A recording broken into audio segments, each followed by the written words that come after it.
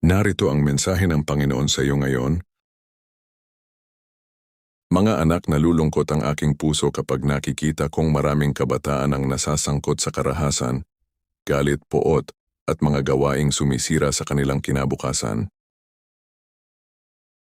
Nakikita ko ang mga pusong nasugatan, ang mga kabataang naliligaw ng landas, at ang mga buhay na naaapektuhan ng maling pagpili at impluensya ng mundo.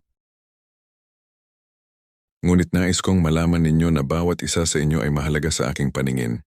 Hindi ko kayo nilikha upang manakit o manira ng kapwa. Nilikha ko kayo upang magmahal, magbigay ng pag-asa at maging ilaw sa mundong puno ng kaguluhan. Sa mga kabataang puno ng galit dahil sa mga sugat ng nakaraan, lumapit kayo sa akin. Alam ko ang sakit na inyong dinadala.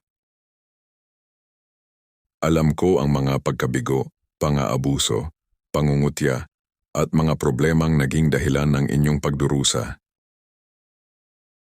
Ngunit huwag ninyong hayaang ang sakit ang magdikta ng inyong magiging buhay.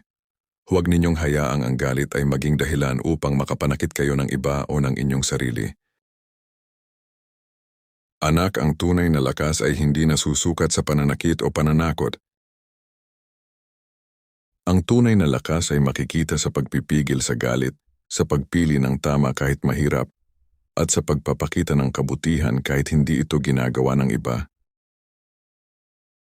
Kung nakikita ninyo ang karahasan sa inyong paligid, huwag ninyo itong tularan. Piliin ninyong maging instrumento ng kapayapaan. Sa halip na magtanim ng poot, maghasik kayo ng pag-ibig. Sa halip na gumante, piliin ninyo ang pagpapatawad. Sa halip na makisabay sa maling gawain, manindigan kayo para sa tama. At sa mga kabataang pakiramdam ay wala ng pag-asa, nais kong ipaalala na may magandang plano, ako para sa inyong buhay. Hindi mahalaga kung gaano karami ang inyong pagkakamali o kung gaano kalayo ang inyong nalakbay sa maling landas. Handa akong tanggapin kayo, patawarin kayo, at gabayan kayo sa panibagong simula, mga anak.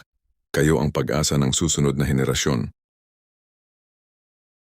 Huwag ninyong hayaang nakawin ng karahasan ang inyong mga pangarap.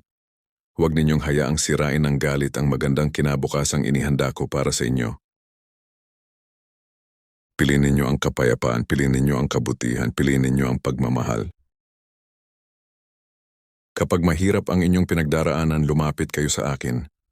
Kapag kayo ay nalilito, humingi kayo ng aking gabay. At kapag kayo ay natutuksong gumawa ng mali, alalahanin ninyo na may Diyos na nagmamahal sa inyo at naniniwalang kaya ninyong piliin ang tama. Sapagkat hindi kayo nilikha para sa karahasan. Nilikha ko kayo para sa layunin, pag-asa, at isang buhay na magbibigay luwalhati sa akin. Mahal ko kayo at nananatili akong handang gabayan ang bawat kabataang magbubukas ng kanilang puso sa akin. Huwag mong hayaang hamakin kaninuman dahil sa iyong kabataan. Sa halip, maging halimbawa ka sa pananalita, sa pamumuhay, sa pag-ibig, sa pananampalataya, at sa kalinisan. Or Timoteo 4:12. Type Amen.